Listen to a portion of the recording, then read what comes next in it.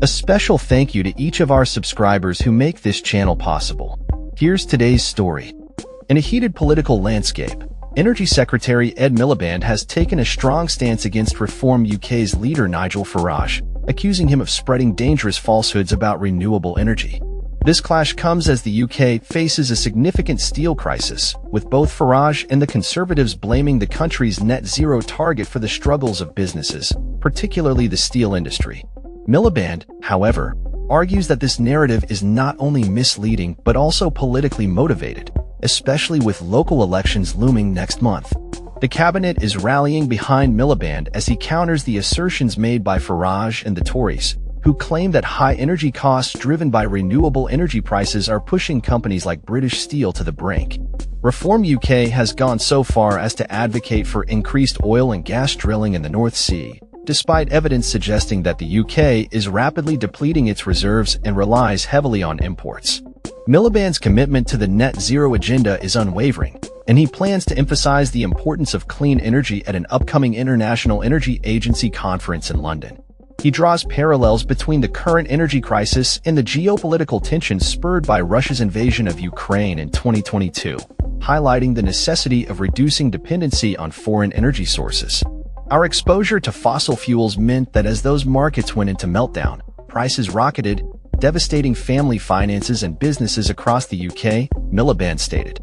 He argues that moving towards renewable energy is not just an environmental imperative, but also a matter of national security. As Reform UK gears up for the local elections on May 1st, Miliband warns that the party's anti-net zero rhetoric could backfire. Polling indicates that the majority of the public supports the transition to renewable energy, viewing it as a pathway to energy security and economic stability.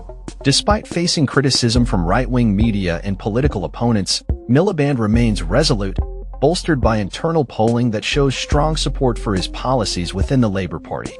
Experts suggest that while Reform UK has captured public discontent and gained traction, their stance on climate change may alienate voters. Luke Tyrwell, UK Director of More in Common, notes that voters across constituencies express greater concern about climate change than other issues, and many see renewable energy as essential for job creation and energy independence.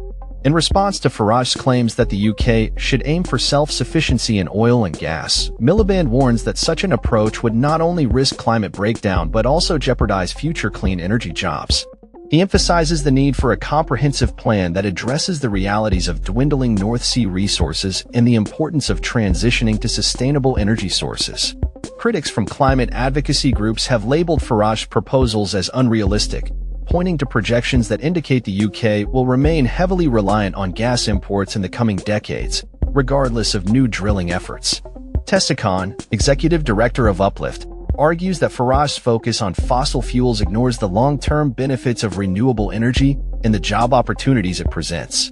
As the political debate intensifies, Miliband's government is pushing forward with initiatives such as Great British Energy, which aims to install solar panels on schools and hospitals, underscoring the Labour Party's commitment to a green energy future.